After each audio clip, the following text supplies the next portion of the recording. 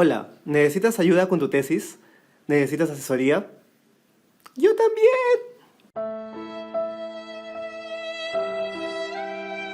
Hola, ¿qué tal? Soy Sergio Yo soy Álvaro. Yo soy Wendy. y somos médicos que hemos trabajado en temas relacionados a la toma de decisiones basada en evidencia. Y en este capítulo hablaremos sobre las noticias más resaltantes de la semana y el tema central de nuestro episodio es revisiones sistemáticas y los tips para poder leerlos adecuadamente. Esto es Hora de Evidencias, así que llama a tus amigos y vamos a papers muy lejanos.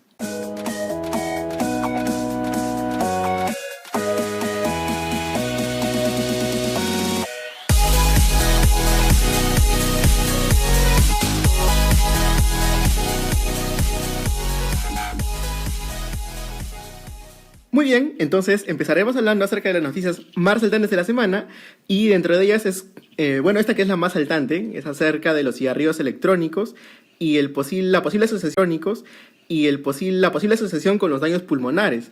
Esto ha salido, es una editorial que ha salido en el 6 de septiembre, recién nada más, en la revista New England Journal of Medicine. ¿What? Y a raíz de esto, pues, se ha empezado a debatir si es que se debería seguir usando los e-cigarettes o qué está pasando con ellos, ¿no? Entonces, lo que hemos visto es esta editorial y hemos ido al medio del asunto, ¿no? En qué se está basando, cuál ha sido el reporte, y encontramos de que la editorial está hablando acerca de un estudio preliminar, que es un reporte de un brote de enfermedad pulmonar, probablemente asociado al cigarrillo electrónico, ¿no? Pero antes de esto, sería entonces bueno hablar qué son los cigarrillos electrónicos. Bueno, los cigarrillos electrónicos son dispositivos que se usan para fumar, ¿no? Y los deben conocer porque antes la gente fumaba su cigarrillo normal, así. Ahora es más cool. Pero ahora, claro, es mucho más cool fumar tu cigarrillo electrónico, ¿no? Es más Lo tecnológico. cual llaman, ¿cómo se llama? Vaporizador. Vapear. O VAP. O vape, ¿no? What? Entonces, esto se ha vuelto una moda, entre comillas, una gran tendencia porque había una idea de que tenía menos riesgo que fumar el cigarrillo normal porque no fumabas el humito, sino el vaporcito. Sin embargo, Entonces, sin embargo, esta editorial, ¿no?, propone que, bueno, ya saben que existen neumonitis asociadas a la inhalación de sustancias tóxicas, ¿no? Y existen algunas cartas al editor, pocas, pero hay, con algunos reportes de casos, 6 casos, por ejemplo, en Utah, y un estudio mucho más grande, que es lo que ha hablado Sergio, que es un estudio preliminar de brotes, ¿no? Una serie de casos de 53 pacientes con una mediana edad de 19 años que han tenido clínicas similares basadas básicamente en infiltrado pulmonar bilateral, disminución de peso, problemas respiratorios, ¿no?, e incluso síntomas gastrointestinales, ¿no? Y cuya característica que los unía a todos era que habían estado consumiendo cigarrillos electrónicos 90 días antes de haber presentado estos síntomas, ¿no? Cabe resaltar que la alarma que se hizo tanto en Illinois como en Wisconsin fue debido a que estos pacientes entraban y empezaban a complicarse, ¿no? Y sobre todo el 34% ya había llegado a ventilador mecánico e inclusive hubo una muerte. eso es bastante raro en pacientes jóvenes, en pacientes que de otra forma estaban saludables. Se ha reportado que esto es como un brote y bueno, se le está echando, digamos, entre comillas, la culpa por ahora al cigarrillo electrónico. Claro, bueno, pero además de eso también es importante resaltar que uno podría pensar que se debiera a otra causa, ¿no? No simplemente a los cigarrillos electrónicos, sino que también podría haber, por ejemplo, no sé, infecciones que se hayan podido adquirir en la comunidad, ¿no? Una neumonía, entre otras cosas. Pero en el artículo mencionan de que esto fue descartado, es decir, este daño aparentemente pulmonar se debería principalmente al uso de los cigarrillos electrónicos, ¿no? Pero acá venía la pregunta también de rigor, ¿no? ¿Es en verdad por el uso de los cigarrillos electrónicos o es por la sustancia que de repente se le introduce al cigarrillo electrónico? Claro, hay otra cosa muy importante, ¿no? Que el estudio reporta que el 84% de las personas que tuvieron fueron casos, habían consumido la sustancia de cannabinol, ¿no? Entonces, cabe resaltar, y eso también lo discute el estudio, que dicen que posiblemente los que dijeron que no había sido esta sustancia, puede ser también porque explicitar que has consumido una droga ilícita también ¿Es ilícito por ahí el cannabis? No sé. No sé. Wisconsin, por favor, si alguien nos escucha desde ahí que nos diga. Escríbanos. Escríbanos. Para los que no saben, cannabis es Mary Jane. Creo que es peor, ¿no? Entonces, Es marihuana. Claro, o sea, y marihuana. también Productos lo- derivados de la marihuana, del cannabis. y lo que dice el estudio es como que puede ser de que esas personas que dijeron que no habían usado cannabis puedan haber mentido, ¿no? Porque hacer una Malditos. droga explícita, ilícita Engañaste. y que les esté preguntando el CDC, toda esa vaina. como- Sí, ¿no? Wendy, ¿has consumido?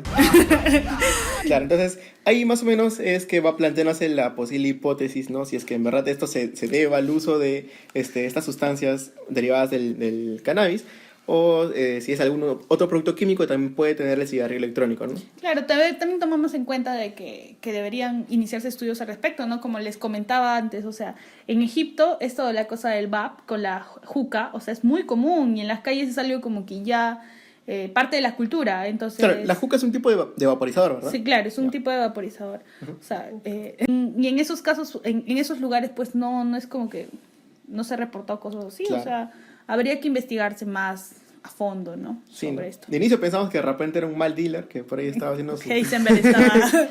estragos, pero no. Pero claro, es en dos lugares, ¿no? Así que es un poco probable que el mismo dealer justo haya repartido mal la merca en dos lugares. Así Claro, esto es que- en Illinois y en Wisconsin. Ajá. ¿no? Así Estados que Unidos. lo más probable es que sea algo dentro del cigarrillo electrónico, pero todavía no es algo concluyente porque siguen siendo reportes de casos, ¿no?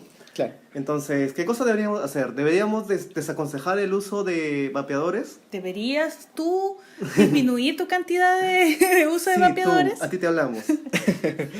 Bueno, todavía son estudios preliminares, no es un primer reporte del estudio del brote y pues aún no podríamos tener una conclusión. Claro, en todo caso, puedes Con tan- seguir fumando tal vez, pero con cuidadito. Creo que no es bueno que... Creo que no es bueno que no es bueno que recomiendes que fumen. No, o sea, si no lo puedes dejar, ¿no? Muy bien, pero bueno, eso fue la noticia quizá más saltante de la semana, ¿no? Acerca del uso de los cigarrillos electrónicos y ya la posible injuria pulmonar que estarían causando. Aparte de que Ash Ketchum ganó. Ah, bueno, claro, la otra noticia, Al Lola. Ganó por fin. ¿De cuántos? ¿20 años? luego de ¿Más 20 años, Luego de 20 años, a la edad de...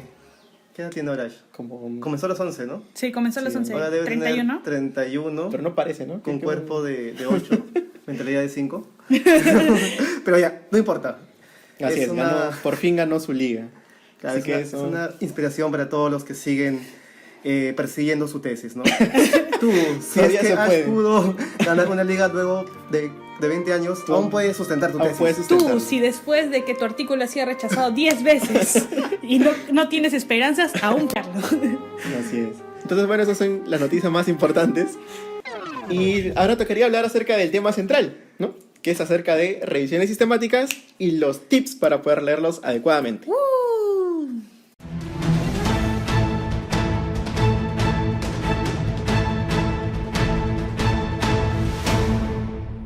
Entonces comenzamos definiendo qué es una revisión sistemática. Cuéntanos, Álvaro, ¿qué es una revisión sistemática? Una revisión sistemática o systematic review es un tipo de estudio que lo que hace es, como todo estudio, intenta contestar una pregunta, pero para eso no busca pacientes, sino busca, adivinen qué, ¿Qué cosa, Álvaro? artículos científicos. ¡Wow!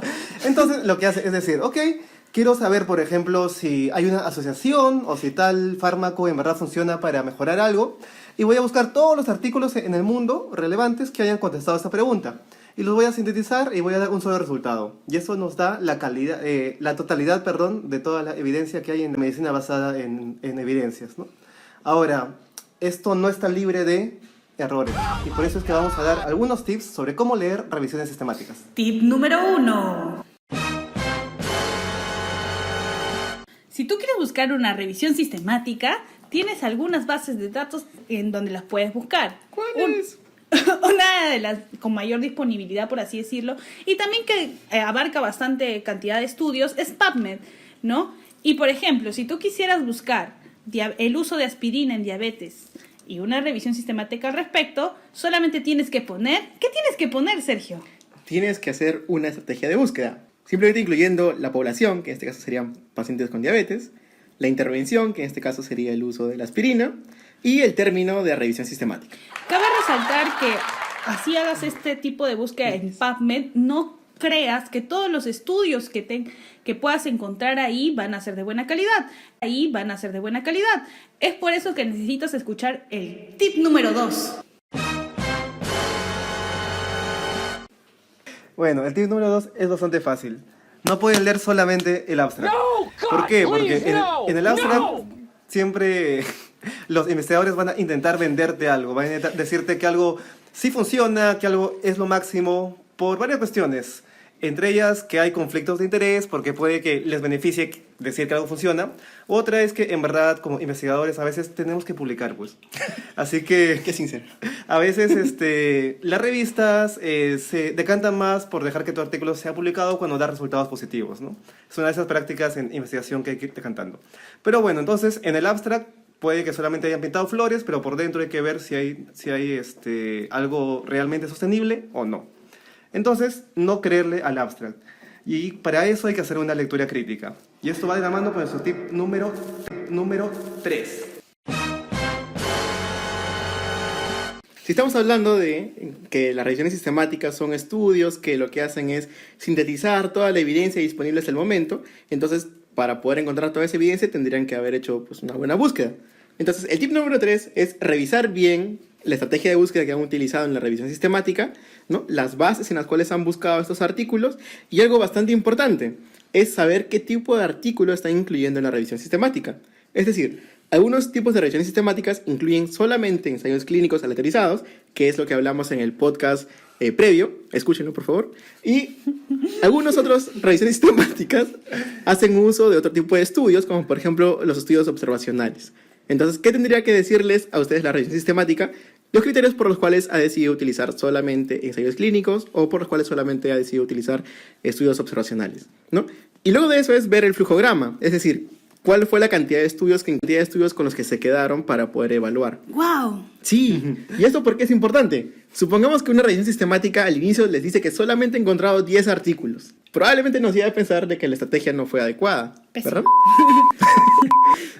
Entonces habría que ver críticamente si es que en verdad se hicieron unos términos adecuados o si se buscaron en bases adecuadas. Claro, y si se incluyeron y excluyeron los que se tenían que incluir y excluir, ¿no? Ahí también hay que ver qué criterios de exclusión pusieron, ¿no? Claro. Puede que hayan visto, mira, pucha, esto parece que solamente funciona en jóvenes, así que excluyeron a los mayores de cierta edad. Uh-huh. Y eso ya puede ir direccionando a que el resultado vaya por donde los autores quieren, ¿no? Hay que leer entonces entre líneas. Así es. Entonces, ahora vamos con el tip número 4. Bueno, el tip número 4 es lee la tabla de características de los estudios, que normalmente es la tabla 1 de la revisión sistemática. En esta tabla te van a presentar los estudios que estás incluyendo e inclusive la temática. En esta tabla te van a presentar los estudios que estás incluyendo e inclusive la población, si en caso sea estudios prospectivos, el tiempo de seguimiento, entonces, y las intervenciones y comparadores que se está realizando en cada estudio, ¿no? Ten en cuenta mucho qué tipo de población están agrupando, porque, por ejemplo, si estamos haciendo un estudio sobre, no sé, se me ocurre aspirina, y la población que estoy incluyendo, en algunos son en adultos mayores, otros son en niños, otros son en jóvenes, es muy heterogénea, pues probablemente no puedas llegar a extrapolar a una población específica y tu método de revisión sistemática quizás no sea la correcta. Claro, y eso es bastante interesante, ¿no? Porque, por ejemplo, uno llega con la novedad de la conclusión de alguna revisión que dice tal medicamento sirve para mejorar la mortalidad para una patología X, supongamos diabetes, como estamos hablando, ¿no? Pero la también bastante importante y decir, pero ¿en quiénes ha demostrado que esto es verdad? Claro. ¿No? Y ahí es bastante importante ver, por eso, la tabla de características de los estudios, para ver qué tipo de población ha incluido, como dice Wendy. Y también los tiempos de seguimiento, en caso que uses ensayos clínicos, ¿no? O estudios cohorte, por ejemplo, ¿no? Porque, por ejemplo, a veces quieren evaluar desenlaces tipo mortalidad y lo evalúan, por ejemplo, al mes, a los 2 meses, a los 3 meses, o máximo, o menores a 1 año, ¿no? Entonces, muchas veces ese tipo de desenlaces quizás lo puedes ver un plazo corto, pero que probablemente pueda hacer de que también aumente la incidencia de mortalidad conforme pasa el tiempo y necesites un mayor tiempo de seguimiento, ¿no? Entonces es importante esta tabla también para llegar a las conclusiones, ¿no? Y lo segundo es evaluar el riesgo de sesgo de estos estudios. Normalmente las revisiones sistemáticas, ya sea con diferentes herramientas, ¿no? Pueden ser las de Cochrane, hay también de Oxford, etcétera, evalúan ensayos clínicos, evalúan los riesgos de sesgo de los ensayos clínicos, y también existen herramientas para estudios observacionales, ¿no? Como el Robbins 1, el Newtagua, etcétera. ¿Qué es eso? ¿No? Estos riesgos de sesgo, obviamente, te van a dar una mirada sobre la calidad metodológica, sobre todo, de los estudios, ¿no? Que estás incluyendo. Por ejemplo, y lo principal que tienes que ver en un ensayo clínico es lo que ya habíamos hablado en el podcast anterior, y no te lo voy a decir porque tienes que ir a escuchar ese podcast. La caña. Sobre todo, por ejemplo, el cegamiento de los participantes, la secuencia de la autorización, etcétera, ¿no? Claro, justo esos ítems usualmente los colocan en algo que se llama un semaforito. Sí. Con bolitas rojas, amarillas o verdes. Si ves todo rojo, pues espántate, ¿no? Porque esos estudios están pésimos. Si ves todo verdecito, pues sospecha, ¿no? ¿Será verdad? Claro, entonces eso te va a ayudar también a llegar a tus conclusiones, porque si estás concluyendo con, por ejemplo, con estudios de mala calidad, probablemente esas conclusiones sean falsas, ¿no? Claro, ten bastante cuidado con la calidad de los estudios. Y ahora por eso pasamos al tip número 5. Y el tip número 5 es hablar acerca de los resultados que nos proporciona la revisión sistemática. ¿Y cómo pueden ser estos resultados? O sea, ya vimos que la revisión ha hecho una búsqueda de estudios, los ha sintetizado, ha evaluado qué tan bien hechos están, y ahora lo que quieren hacer es proporcionarte una sola medida de resumen, que en este caso se llama estimado global, para que tú puedas interpretar los resultados, ¿no? Pero no siempre sucede así. ¿Qué quiere decir esto? Que algunas revisiones pueden realizarlo mediante un método estadístico que se llama metaanálisis, pero en algunos casos no es posible realizar. ¿Y cuáles son las posibles causas por las cuales no se realiza un metaanálisis? Entre las más frecuentes es que hay bastante heterogeneidad entre los estudios. ¿Y esto qué quiere decir? Que, por ejemplo, las poblaciones son muy distintas, ¿no? Algunos estudios solamente han hablado pacientes infantes, otros han hecho en adultos mayores. Entonces, es heterogénea la calidad de los estudios que se reportan. O en escalas de medición, ¿no? Por ejemplo, con dolor, que puede ser una escala analógica, otro tipo de escala tipo VAS, etcétera, y no puedes metaanalizar todos esos estudios. Bueno, al final depende, ¿no? Porque hay unos que sí metaanalizan todo, o sea, si son diferentes escalas, pues le sacan el SMD, la diferencia de medias estandarizada, y ya, pues, ¿no? Lo metaanalizan. Si son diferentes poblaciones, igual dicen, bueno, ya, pues, ¿qué se va a hacer? Que hay un punto de vista conservador y otro un poco más flexo, ¿no? Es como Cochrane versus Gray. Sí. Hablaremos de Cochrane versus Gray. Pero sí, pues ahí en la parte de los metaanálisis, cuando ustedes vean un gráfico así medio raro con varias líneas, este grafiquito se llama forest plot. Y este grafiquito debe tener al final un rombito que se llama estimado global. ¡Wow! Entonces, dime más, Álvaro. Entonces, este rombito nos va a decir cuál es el resultado final. Va a intentar resumir todos los estudios previos y darnos un solo resultado. Y decirnos, si todos los estudios hubieran sido hechos con un solo estudio, como uno solo, el resultado final te hubiera dicho esto, ¿no? Lo cual a veces es un poquito engañoso, ¿no? Porque ponte que tienes 10 estudios. 5 te dicen que la sustancia esta te alarga la vida. Y 5 dicen que te la acorta. Entonces, ¿a cuál vas a creer, no? Si metaanalizas a los 10, tal vez te salga que no pasa nada, ¿no? Pero puede que justo los 5 que te alargan sean en pacientes más jóvenes o bla, bla, bla, bla, ¿no? Entonces, hay que ver bien no solamente el estimado global, sino también qué tan diferentes son los estudios primarios, qué tan heterogéneos son. Claro, y además si es que la revisión sistemática, por ejemplo, ha hecho también un análisis partiendo estos resultados por grupos distintos, por ejemplo, ¿no? Bien si es que el resultado es consistente o no. Y también según la calidad metodológica de los estudios, porque no es lo mismo ver resultados de 10 estudios que han sido mal hechos que de 2 estudios que han sido realizados correctamente, ¿no? Entonces, sería bueno que también se haga esta distinción. Y pasamos entonces al punto al tip número 6. El tip número 6 es algo ya misceláneo que tiene que ver con los famosos desenlaces o outcomes. ¿Qué es un desenlace o outcome? Es aquello que nosotros queremos cambiar, ¿no? Por ejemplo, queremos ver la efectividad de cierta droga en la mortalidad o en la calidad de vida o en el dolor. Esos de ahí son los outcomes. Ahora, ¿qué es lo que pasa? Hay algo que se conoce como outcome importante para el paciente, ¿no? Por ejemplo, para ustedes, ¿qué es importante? ¿Morir? Bueno, para la mayoría es importante no morir, ¿no? Para la mayoría es importante no tener dolor, no tener depresión, ¿no? La gran mayoría, ¿no? Para algunos no. Pero hay otros... ¿Como nosotros?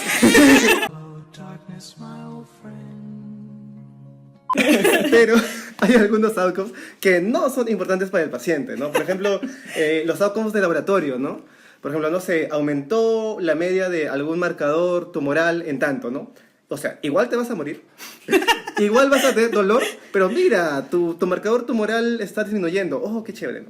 Claro, Entonces, esos son outcomes no importantes. Entonces, tenemos que fijarnos si el resultado final de la revisión sistemática y de ser posible de metaanálisis se basa en outcomes importantes para el paciente.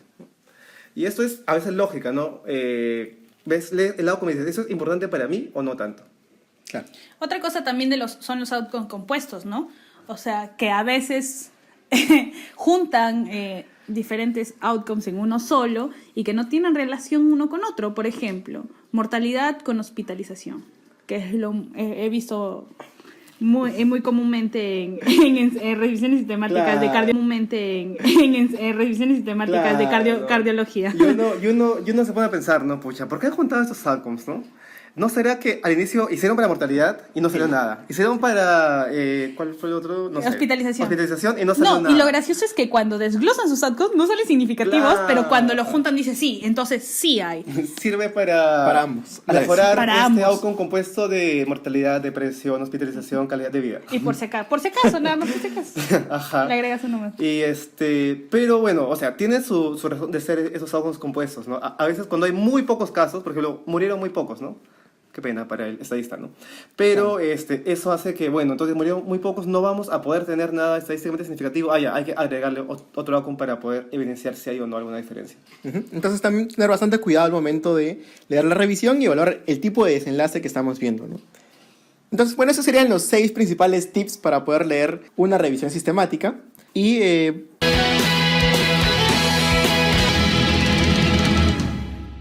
entonces, como recomendación, ya que estamos hablando acerca de revisiones sistemáticas, queremos recomendarles algunos cursos para que ustedes, si es que no han tenido la posibilidad de leer una revisión sistemática o no saben muy bien qué son, pues puedan aprender un poquito más acerca de ellos, ¿no? Y son cursos que están en una plataforma virtual y que es gratuita.